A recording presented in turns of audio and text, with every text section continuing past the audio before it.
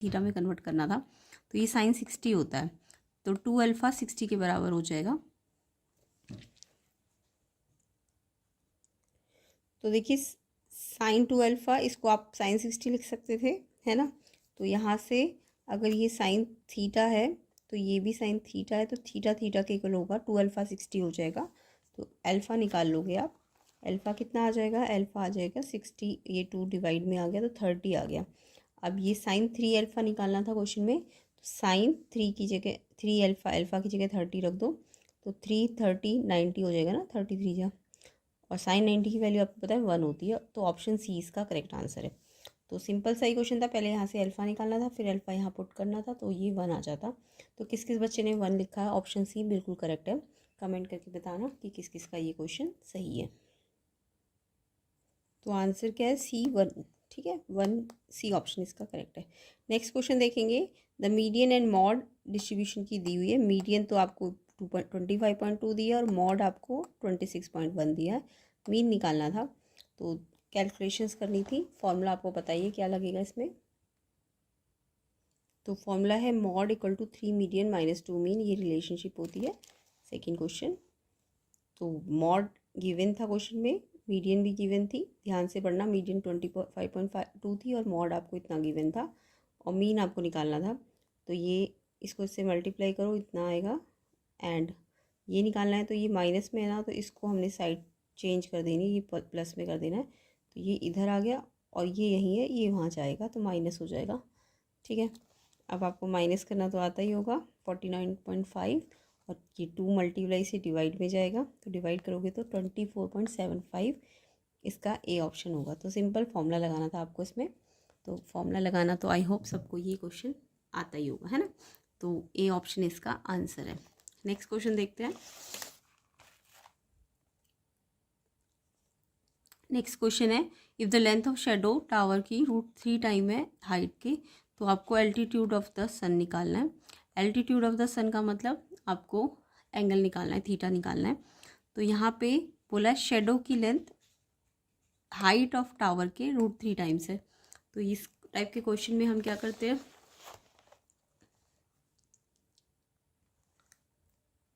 हमें पता है ये टावर तो वर्टिकली होगा और शेडो कहाँ होगी, हॉरिजॉन्टली, तो इसको एच मान लिया, इसको एल मान लिया। अब ये एंगल ऑफ एलिवेशन होता है ना सन का, सन को देख रहे हो तो यहाँ से ऐसे आएगा ना, तो यहाँ होता है एंगल।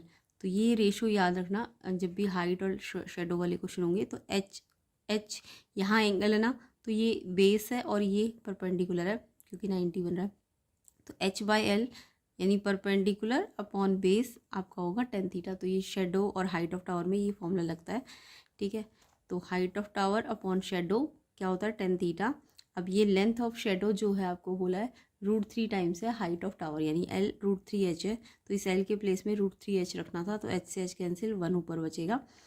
अब 1/√3, तो tan थीटा 1/√3, और ये tan थीटा है तो इसे भी 10 में बदलो, तो कब होता है 1/√3, tan 30 डिग्री पे, तो थीटा आपका 30 डिग्री आएगा, यानी कि कितना एंगल आएगा, 30 डिग्री। सन का जो एल्टीट्यूड है वो 30 डिग्री है। बी ऑप्शन इसका आंसर है। तो सिंपल ये वाला फॉर्मूला ही लगता है जब भी शेडो और हाइट ऑफ टावर का क्वेश्चन आता है, H/L tan theta. Next question देखेंगे, तो थर्ड का आंसर 30 डिग्री होगा, बी ऑप्शन। फोर्थ देखो, if the root of the quadratic equation are real and equal value of k, तो यहाँ पे रियल और इक्वल की कंडीशन लगानी थी आपको और के निकालना था। बहुत ही सिंपल सा क्वेश्चन था ये भी।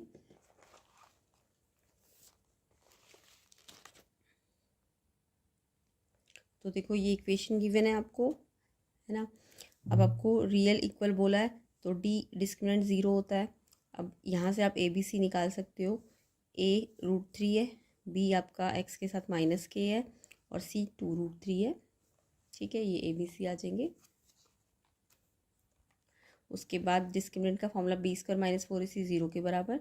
b कितना है, b आपका -k है तो उसका स्क्वायर, उसके बाद 4 एज इट इज़, a कितना है आपका √3 है, एंड c आपका 2√3 है, इक्वल्स टू 0।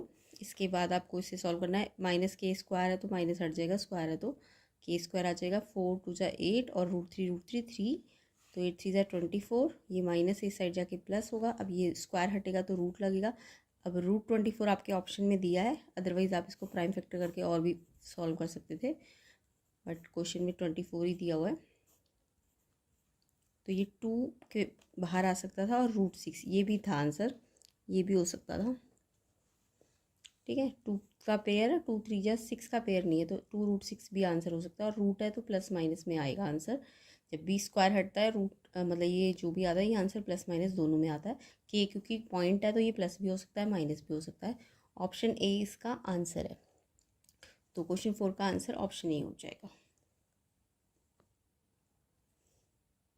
तो x A option plus minus root 24। Next question, it is given that triangle A B C triangle Q R P के सिमिलर है, और ए बी गिवन है, बी सी गिवन है, P R given है, Q R निकालना है। तो देखो कॉरस्पॉन्डिंग पार्ट को बना लो। ए बी के साथ तो क्यू आर का रेशो बनेगा और बी सी के साथ आर पी का। बी सी लास्ट है ना, 2 वर्टेक्स, तो इसके भी लास्ट 2 वर्टेक्स, बी सी के साथ आर पी का। तो आपको A B P R B C और क्यू आर का यूज़ करना है।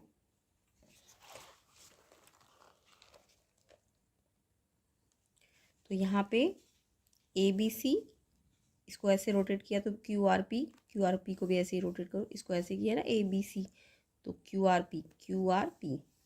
इससे क्या होगा, प्रोपोर्शन सही बनेंगे। ए बी के प्रोपोर्शन में क्यू आर रखोगे और बी सी के प्रोपोर्शन में पी आर रखोगे। ठीक है, ए बी गिवन है 9, क्यू आर आपको फाइंड करना है। बी सी भी 5 दिया है, आर पी भी दिया है। क्रॉस मल्टीप्लाई कर दोगे, 9 2 जा 18, 5 क्यू आर क्रॉस मल्टीप्लाई में यहाँ आएगा, 5 से डिवाइड हो जाएगा, तो ये 3.6 सेंटीमीटर। ऑप्शन डी आंसर है। किस किस बच्चे का ये आंसर आया कमेंट करना। और अदर कोर्स के सोल्यूशन भी आपको मिल जाएंगे, चेक कर लेना, लिंक डिस्क्रिप्शन में है, तो उसे भी आप चेक कर सकते हैं दूसरे कोर्स को। तो एग्ज़ाम कैसा गया, इजी था, हार्ड था, कितने सही जा रहे हैं आपके, कमेंट ज़रूर करना। नेक्स्ट क्वेश्चन देखो, तो इसका आंसर 3.6 है। Next 6, the sum and product of zeros of quadratic polynomial are -1/3 and 2 polynomial P x निकालना था। बहुत ही सिंपल क्वेश्चन था। सम भी गिवन है, प्रोडक्ट भी गिवन है, तो सम और प्रोडक्ट से आप पॉलिनोमियल बना सकते हो ना। तो 6 क्वेश्चन में आपको फॉर्मूला लगाना था, x² minus sum of roots, फिर बाहर x, फिर प्रोडक्ट ऑफ रूट प्लस में। ठीक है, तो ये फॉर्मूला होता है पॉलिनोमियल बनाने का। के भी कोई कांस्टेंट लेना होता है, ज़रूरत पड़ेगी तो वो भी लेंगे। ठीक है, तो यहाँ पे x² minus sum of root आपको दिया है -1/3, या ऑलरेडी दे रखा है सम -1/3, और ये भी माइनस है, x बाहर, फिर प्रोडक्ट ऑफ रूट भी दे रखा था 2। अब आपको माइनस माइनस दिख रहा है प्लस, x ऊपर x आएगा, नीचे 3 आएगा, प्लस का 2। अब देखो ये नीचे 3 है ना, तो ये 3 अगर हटाना है तो यहाँ के कुछ ना कुछ देना पड़ेगा।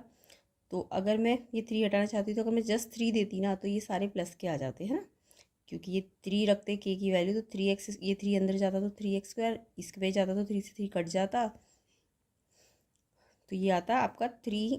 तब आता आपका, अगर आप 3 देते ना तो 3x², ये 3 इससे मल्टीप्लाई होगा, फिर ये 3 इससे मल्टीप्लाई होगा, तो 3 से 3 कट जाएगा ना, जब अंदर 3 जाएगा तो ये 3 से 3 कैंसिल हो जाएगा, x बचेगा, और ये 2 3 जा 6 बन जाएगा।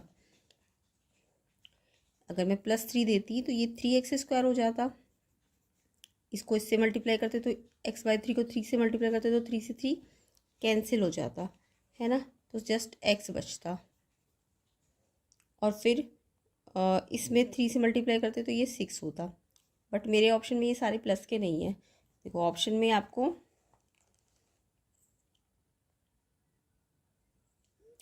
आपको 3x² प्लस में तो ये माइनस में दिया है, जबकि ये सारे किस में आए, अगर हमने +3 दिया होता तो ये सारे प्लस में आ जाते। तो यानी +3 तो नहीं है, क्योंकि सारे प्लस में है, ये प्लस में है सारे, बट वैल्यू चेंज हो रही है। नहीं, ये भी प्लस में नहीं है सारे, ये 2 प्लस में, ये माइनस में है, जबकि इसमें अंदर सारे प्लस के आए हैं ना। तो या तो सारे प्लस के होंगे या सारे माइनस के होंगे, तो ये सारे माइनस के, ये वाला ठीक है, क्योंकि हमारे आंसर में प्लस आया है, लेकिन ये सारे माइनस के भी हो सकते हैं। अगर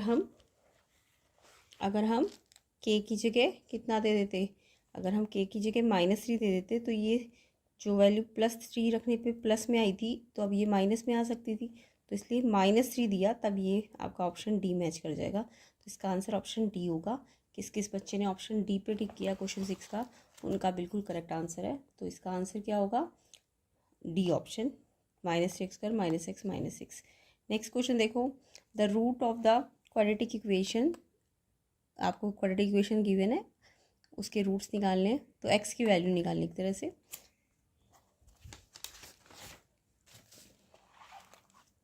तो यहाँ पे एक्स की वैल्यू निकालने के लिए क्वाड्रेटिक को सॉल्व करना तो आता ही होगा क्वेश्चन 7 में। तो देखो ये 4x² और ये a-1 का स्क्वायर, तो ये आइडेंटिटी बन रही है कुछ कुछ ऐसी, a² - b² वाली। तो ये होती है a + b और a - b, है ना। तो ये लेकिन x पे स्क्वायर है, इस पे तो नहीं है। पहले इसको पूरा परफेक्ट पूरा स्क्वायर बनाओ, 2x का स्क्वायर, ये तो ऑलरेडी पूरा स्क्वायर है। अब ये a है, a का स्क्वायर - b का स्क्वायर, तो a क्या है ये, तो a इसके साथ प्लस में होगा, फिर ऐसे a इसके साथ माइनस में होगा। जब माइनस करोगे तो इसके साइन भी बदल जाएंगे, ये माइनस हो जाएगा और ये प्लस हो जाएगा। तो a² - b² के आइडेंटिटी से इसे खोलना था। इसके बाद x के लिए सॉल्व करना है। तो x के लिए सॉल्व तो करना आता ही होगा, ये वाला फैक्टर भी 0 के बराबर कर दो, ये वाला फैक्टर भी 0 के बराबर कर दो। तो x वाला टर्म तो यहीं रहेगा, ये नंबर, ये जो कांस्टेंट टर्म्स है इनको इस साइड भेजो। तो देखो 1 तो प्लस का हो जाएगा, a माइनस का हो जाएगा, एंड ये x निकालना है तो 2 डिवाइड में भी चला जाएगा। तो इसका मतलब मैं ऐसे भी लिख सकती हूँ, -a तो माइनस का है, 1 प्लस का है (2). ठीक है, ऐसे इस वाले को करो, 2x यहीं रहेगा, ये प्लस में हो जाएगा और ये माइनस में हो जाएगा, उस साइड जाएगा। तो x निकालना है तो 2 से डिवाइड भी कर दो, तो ये a + 1/2 -a + 1/2 और a - 1/2, ये आपका ऑप्शन बी में आ रहा है। तो इसका आंसर ऑप्शन बी हो जाएगा। ठीक है,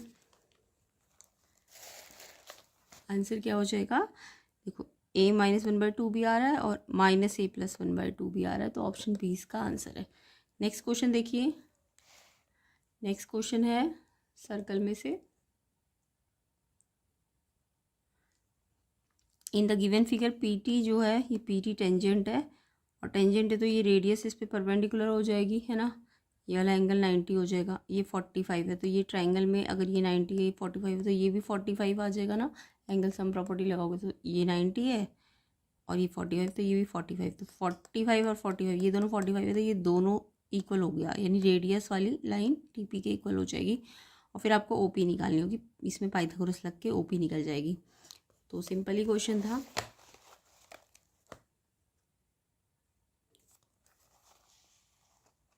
तो ये मैंने अभी बताई दिया आपको, OT जो रेडियस है वो टेंजेंट पे क्या है, परपेंडिकुलर है, तो OT PT पे परपेंडिकुलर था। तो ये ट्राइंगल कंसीडर करोगे, ये 90, ये 45, तो ये भी 45 आ जाएगा एंगल सम प्रॉपर्टी लगा के। उसके बाद आपको दिख रहा है ये भी 45 है और ये भी 45 ही आया, यानी इसका मतलब ये वाला एंगल इसके इक्वल है, तो ये साइड इसके इक्वल हो गई, OT TP के इक्वल हो गई, है ना।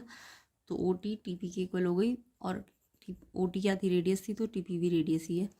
अब आपको ये एक राइट एंगल ट्राइंगल दिख रहा होगा, तो ये 90 है और ये निकालना था आपको, तो ये R है, ये R है। 90 के अपोजिट जो होता है वो हाइपोटेन्यूज होता है, तो हाइपोटेन्यूज कौन सा है, OP है, तो OP का स्क्वायर तो साइड में जाएगा और OT² और TP² इस साइड आ जाएंगे। अब ये आपको फाइंड करना था, ये R² है, ये भी R² है, R² को प्लस करोगे तो 2R² हो जाएगा, और फिर लास्ट में ये स्क्वायर हटेगा तो इस पर रूट लग जाता है ना, ये स्क्वायर हटेगा तो रूट लगेगा, और फिर 2 तो रूट के अंदर ही रहेगा, R² में से R बाहर आ जाएगा, तो ये आएगा √2R या R√2, या फिर ऐसे भी याद कर लिया करो, जब परपेंडिकुलर बेस सेम होते हैं ना, तो सेम यही R आता है और साथ में रूट लग जाता है। मान लो ये 5 का स्क्वायर और 5 का स्क्वायर होता है, तो इसका रूट जब आप सॉल्व करते हो ना, तो इसको पूरा सॉल्व करने की ज़रूरत नहीं होती, ये सेम है ना, तो 5 लिख के √2 लग जाता है। तो ऐसे शॉर्ट ट्रिक लगा सकते थे। तो यहाँ भी आ रहे हैं, यहाँ भी आ रहे हैं, तो इसका स्क्वायर रूट करोगे तो R बाहर आ जाएगा और √2 आ जाएगा, तो OP आपकी R√2 हो जाएगी। ऑप्शन ए इसका आंसर है। ठीक है,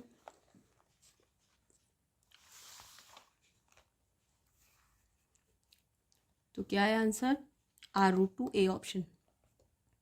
नेक्स्ट क्वेश्चन देखेंगे, 3 coins are toss together, the probability of getting exactly 1 head. बहुत ही सिंपल क्वेश्चन था। 3 कॉइन के सैंपल स्पेस बना के देखना था कि एक हेड कितनी बार आता है। तो इसमें आई होप सबको सैंपल स्पेस तो बनाने आते ही होंगे। 3 हेड का मतलब या तो तीनों हेड, 2 हेड, फिर एक टेल, या एक हेड हेड यहाँ आएगा, टेल यहाँ, फिर हेड टेल टेल, ऐसी टेल वाले बनाने दे। तो ऐसे 8 आउटकम्स बनते हैं 3 कॉइन वाले। तो एग्जैक्टली 1 हेड किस किस में आ रहा है, देखो एक हेड इस वाले में आ रहा है और इसमें आ रहा है और एक इसमें आ रहा है, तो 3 है ऐसे। तो 3/8 आंसर है इसका, ऑप्शन डी इसका करेक्ट आंसर हो जाएगा 9th का। तो 9th का आंसर क्या है, 3/8। ठीक है, तो ये तो सभी बच्चों का करेक्ट होगा। कमेंट करना किस किस ने ये आंसर 3/8 लिखा है। नेक्स्ट क्वेश्चन देखिए, नेक्स्ट क्वेश्चन है the value of 1/3 cot square 30 minus half sec square 60। तो ट्रिग्नोमेट्रिक टेबल की वैल्यूज पुट करनी थी, तो बहुत ही सिंपल क्वेश्चन था ये भी। 1/3 cot 30 की वैल्यू आपको पता है कितनी होती है, आपको 10/30 की पता है ना, 10/30 की होती है, 10/30 की √1/√3 होती है।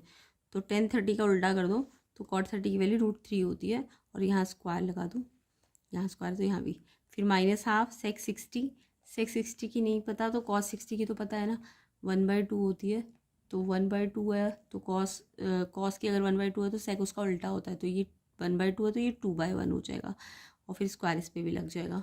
इसके बाद √3 का स्क्वायर, जब भी किसी का रूट का स्क्वायर हो तो 3 मतलब रूट हट जाएगा, तो √3 का स्क्वायर 3 होता है, और ये 3 इस 3 से कट जाएगा ऊपर नीचे, और सेम ऐसे 2 का स्क्वायर 4 को 2 से काटोगे तो 2 बचेगा।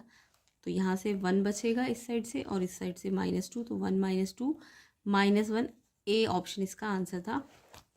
क्या आएगा इसका आंसर, -1 ए ऑप्शन। तो ये भी सब बच्चों को आता ही होगा, इजी क्वेश्चन था। कमेंट करना कितने क्वेश्चन सही हैं आपके, एंड जिनके अदर कोड्स है तो उसके सोल्यूशन भी मिल जाएंगे, लिंक डिस्क्रिप्शन में है, प्लेलिस्ट को चेक कर लेना। 12th क्वेश्चन देखो, in the given figure triangle ABC equilateral triangle, ये वाला जो ट्राइंगल है इक्विलेटरल है। अब AD मीडियन है, AD क्या बोलिए मीडियन थी, और आपको A पॉइंट, ये देखो AD मीडियन है, और ये D ना ओरिजिन पे है, ये दिख रहा है 0 0 पे, और ये मीडियन है। आपको इक्विलेटरल की प्रॉपर्टी भी पता होगी ना, जो मीडियन होती है ना एक्चुअल में एल्टीट्यूड भी होती है, ये प्रॉपर्टी पता होनी चाहिए। इक्विलेटरल ट्राइंगल की जो मीडियन होती है वो एक्चुअल में 90 डिग्री पे, ये मीडियन एल्टीट्यूड का काम करती है, यानी ये 90 डिग्री का एंगल है ADC या फिर ADB, ये 90 डिग्री है। ठीक है, और अगर ये 90 और ये ओरिजिन है तो ये यानी ये वाई एक्सिस है, तो ये AD लेंथ तो वाई एक्सिस पे आ रही है, तो वाई एक्सिस का मतलब x0, और ये वाई कोऑर्डिनेट है, यानी ये कोऑर्डिनेट तो आता है ना आपको, ये 0 0 ओरिजिन से ये वाई एक्सिस होगा, और वाई एक्सिस का डिस्टेंस कितना है, ये है ना, यानी ये वाली हाइट AD किसके बराबर होगी, 5√3/2 के बराबर होगी। यानी ये जो एल्टीट्यूड है जिसे हम मीडियन कह रहे हैं, लेकिन इक्विलेटरल में ये एल्टीट्यूड भी है, AD एल्टीट्यूड इतने इसके बराबर है 5√3/2 के।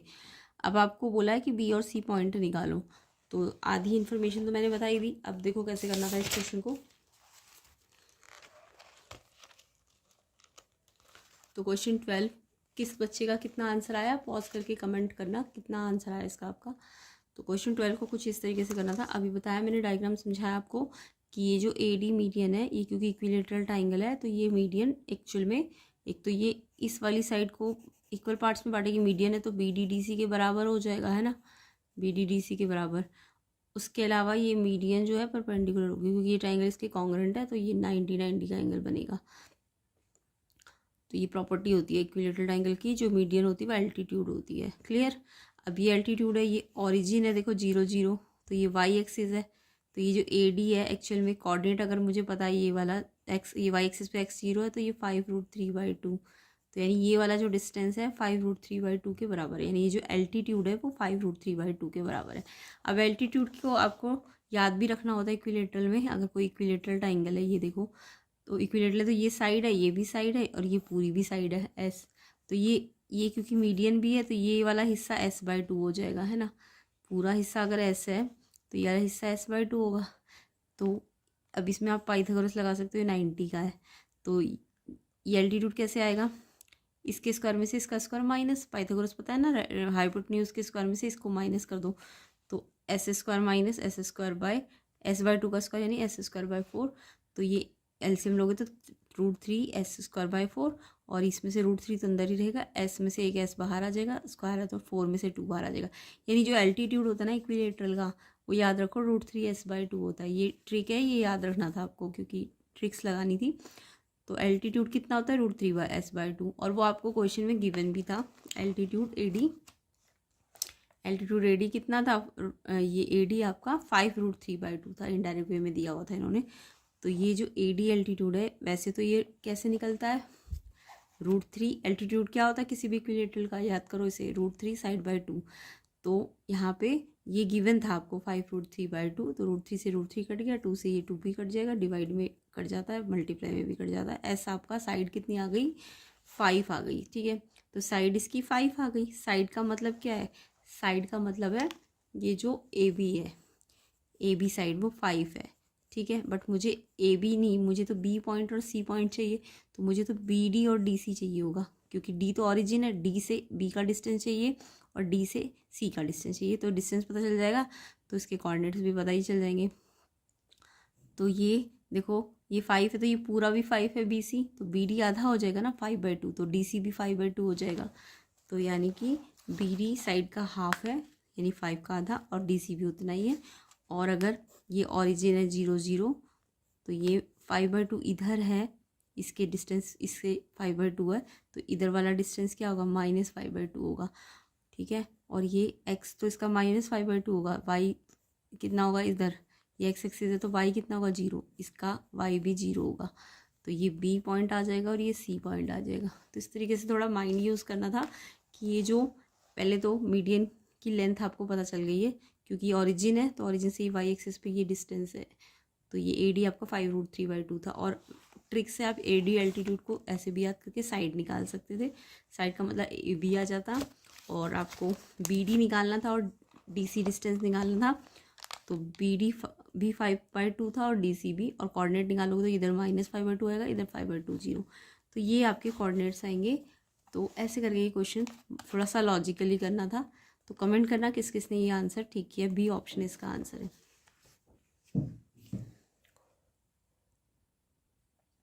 तो आंसर पता चल गया इसका, B ऑप्शन -5/2, 0, 5/2, 0। नेक्स्ट क्वेश्चन देखेंगे, nth टर्म ऑफ AP की nth टर्म निकालनी। सिंपल है, ये A है और D है, इसमें से इसको माइनस करो और nth का फॉर्मूला लगा दो। तो इसको तो आपको आता ही होगा, ये तो करना। क्वेश्चन नंबर 13, तो A गिवन था आपको, D कैसे निकलता है, A2 - A1, यानी इसमें से इसको माइनस करोगे तो माइनस माइनस प्लस हो जाएगा, और फिर LCM ले लोगे, 3 का LCM 3, 2 और 1 3, तो 1 आ जाएगा D, है ना। अब आपको क्या करना था, nth टर्म के लिए an का फॉर्मूला लेना था, a + n - 1d। a की वैल्यू 1/3 माइनस में n आपको नहीं पता क्वेश्चन में, d आपको पता है 1। अब ये n - 1 1 से मल्टीप्लाई होगा तो n - 1 ही आना था, और ये ऐसी का ऐसी। अब नंबर तो नंबर के साथ सॉल्व कर लो, तो -1/3 -1 एंड n अलग से रहेगा। अब ये नंबर सॉल्व करोगे एलसीएम लेके, तो -4/3 + n d, इसका भी आंसर B ऑप्शन है। तो B ऑप्शन करेक्ट है क्वेश्चन 13 का।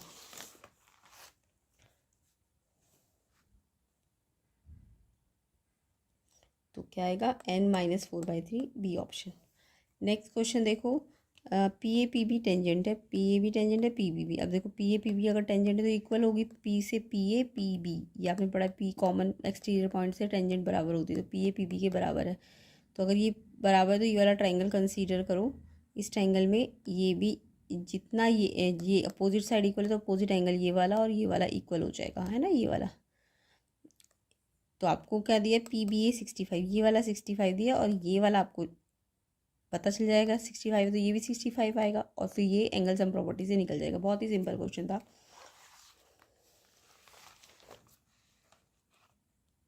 तो क्वेश्चन 14 में अभी मैंने समझाई थी आपको कि वैसे तो ये टेंजेंट है, तो एक तो ये प्रॉपर्टी की PA PB के बराबर, या फिर आप ये भी कह सकते हो ये 90 डिग्री बना रहा है ना, ये रेडियस टेंजेंट पे 90 डिग्री बना रही है। ये 65 है तो ये कितना आ जाएगा, 90 - 65। वैसे इसका कोई खास काम नहीं था, हमें तो सिर्फ ये निकालना था। हम ये वाला ट्राइंगल कंसीडर करेंगे, ठीक है।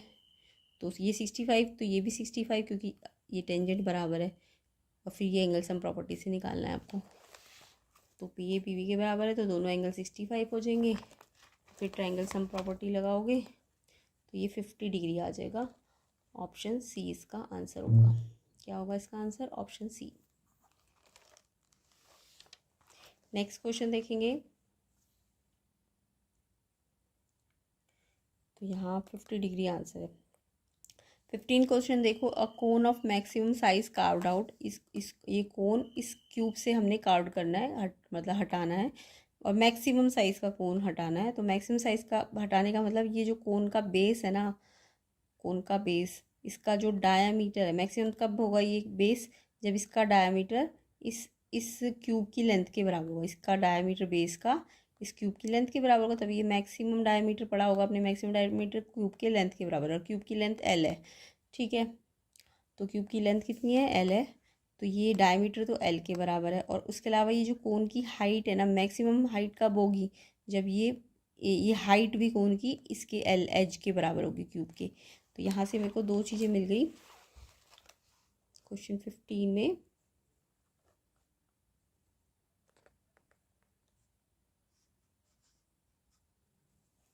कि हाइट ऑफ कोन तो क्यूब की साइड एल के बराबर है, और डायमीटर ऑफ कोन जो है मैक्सिमम कब होगा, जब उसका जो साइड है क्यूब का उसके बराबर होगा। और डायमीटर 2r होता है, तो 2r एल है, तो r क्या हो जाएगा, l/2, ठीक है।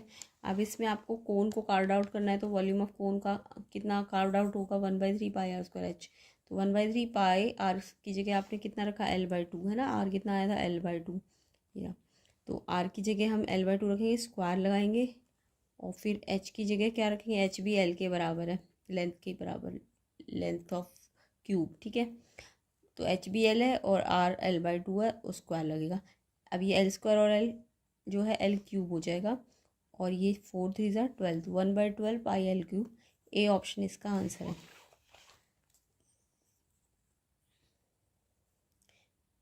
1/12 pi L cube, A option correct है। नेक्स्ट क्वेश्चन देखेंगे। नेक्स्ट क्वेश्चन है 16th, equation of another line parallel to this line. तो इस लाइन से पैरेलल बनानी है, कौन सी लाइन होगी। तो देखो पहले तो इन लाइंस को ना जनरल फॉर्म में अरेंज कर लो। पहले एक्स आएगा, फिर वाई, फिर कांस्टेंट। तो ये सारी लाइन जनरल फॉर्म में अरेंज नहीं है, तो पहले आप इन्हें अरेंज करो, और फिर देखो पैरेलल लाइन की कंडीशन। तो मेरे पास एक लाइन तो क्वेश्चन में गिवन है, क्वेश्चन 16 में, ठीक है। अब ये पैरेलल बनेगी, तो कंडीशन क्या लगेगी कि जो इसके साथ प्रोपोर्शन में आएंगे, एक्स के साथ, वाई के साथ और कांस्टेंट के साथ, वो पहले वाला प्रोपोर्शन तो इक्वल आएगा पैरेलल में, और ये वाला इक्वल नहीं आना चाहिए। तो पहले हमने इन सारी लाइन को इनकी जनरल फॉर्म में लिख दिया। 3x, देखो ये 3x है ना, ये x तो यहीं रहेगा, y को इधर लाओ तो ये -y हो जाएगा, और ये उस साइड जाएगा, क्योंकि ये इसमें भी ये इस साइड है।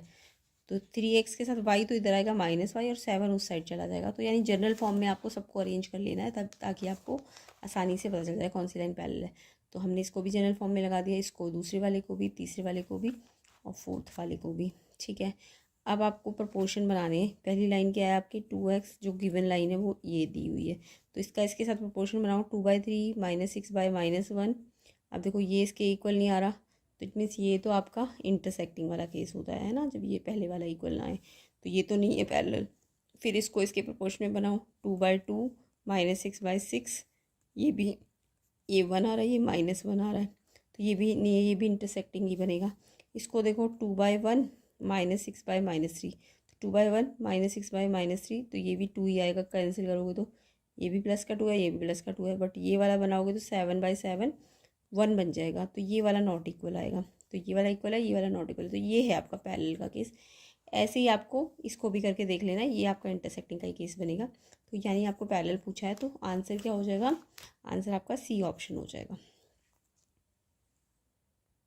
तो यहाँ पे answer C option, parallel line को इसके साथ पैरेलल बना रहा है, ठीक है। नेक्स्ट क्वेश्चन में सिंपल था, ए बी ई एफ के पैरेलल थी, तो बीपीटी लगा दो, AD/AE, BD/BF, तो इससे x निकल जाएगा आपका, और x आएगा आपका 2 आएगा शायद, देखो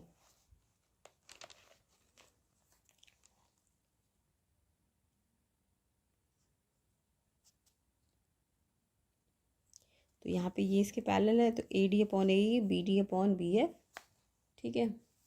ये रख दिया, इनकी वैल्यूज़ लगा दी। AD आपका 2x था, ये आपका 3x+1 था, ये x था, ये 2x -½ था।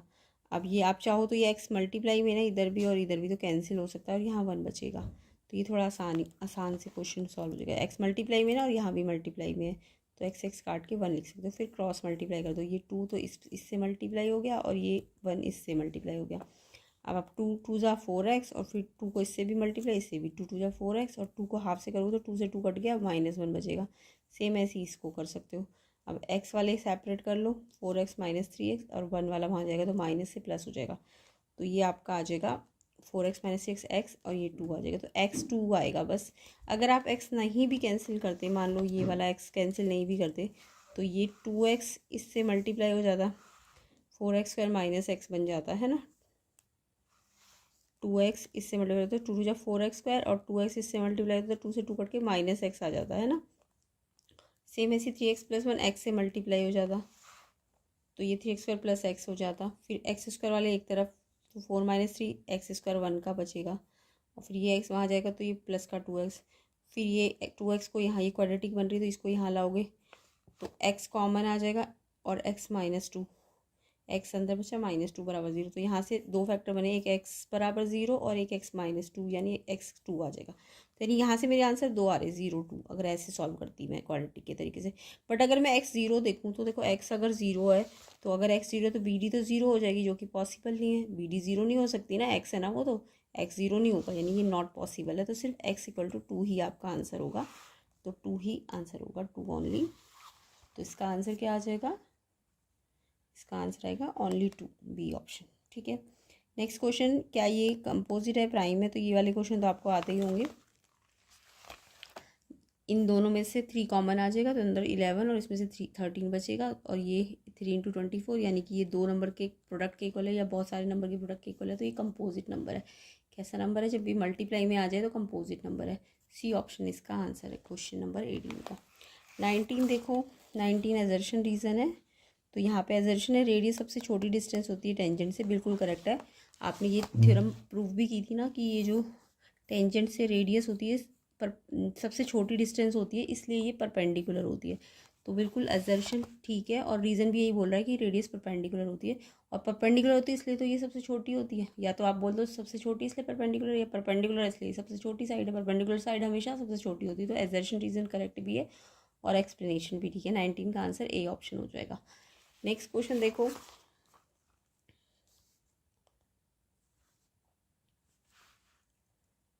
ठीक है, तो यानी कि एजर्शन भी करेक्ट है, रीज़न भी करेक्ट है, एक्सप्लेनेशन भी करेक्ट है।